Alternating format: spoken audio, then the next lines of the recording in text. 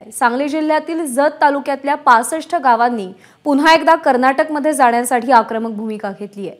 मतदान संपल्यावर पुन्हा आम्ही कर्नाटकमध्ये जाण्याचा ठराव करून चळवळ सुरू करणार असं या ग्रामस्थांनी म्हटलंय आणि यासाठी कर्नाटक सरकारच्या मंत्र्यांशी आमचं नियमित बोलणं सुरू आहे अशी माहिती ग्रामस्थांनी दिली आहे। सरकार गेल्या अनेक वर्षांपासून फक्त फसवणूक करतंय अशी भावना या ग्रामस्थांची आहे।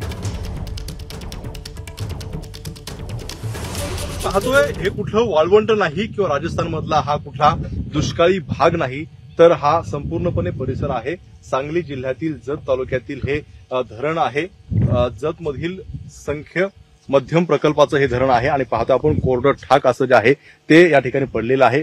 पाण्याची मोठ्या प्रमाणावरती जे आहे ती टंचाई आहे। पिण्याच्या पाण्यापासून तर अगदी शेतीपर्यंत सगळंच पाणी जे आहे ते टँकरने वाहून न्यावं लागतंय। आपल्यासोबत काही ग्रामस्थ आहेत, त्यांच्याकडनं ही भीषणता जाणून घेणार आहोत। सर, काय सांगाल? संपूर्णपणे परिसर हा धरणाचा कोरडा ठाक पडलेला आहे। किती मोठी भीषण परिस्थिती जतमध्ये आहे? अत्यंत तीव्र टंचाई आहे। जनावरांना पाणी मिळत नाही, शेतीला पाणी नाही।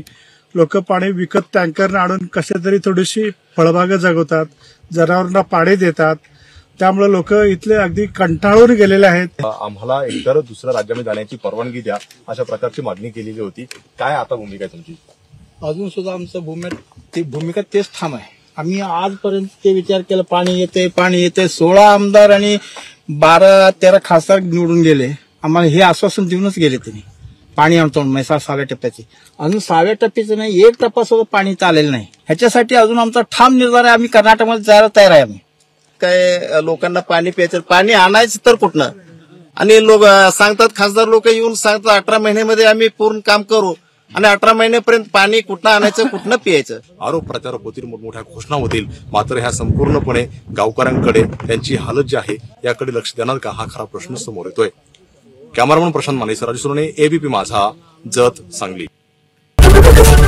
एबीपी माझा, उघडा डोळे बघा नीट।